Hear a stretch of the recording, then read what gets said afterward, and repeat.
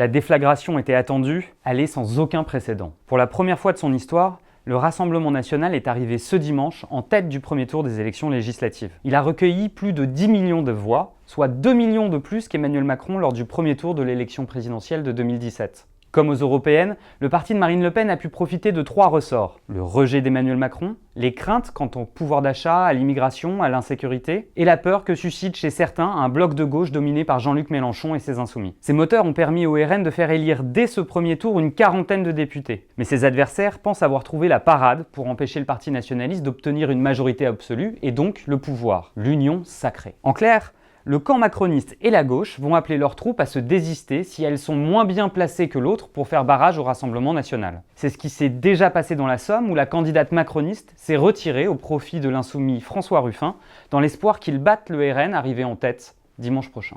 Et pourtant, la résurrection du bon vieux front républicain a été accueillie avec de larges sourires au Rassemblement national. Je vais vous expliquer pourquoi. Il existe 2 scénarios. Dans le premier, comme en 2022, ce front républicain n'est pas suivi par les électeurs. Il ne permet donc pas d'endiguer la poussée du RN qui décroche donc dimanche prochain une majorité absolue. Second scénario, ce front républicain fonctionne et il empêche le RN d'obtenir une majorité absolue.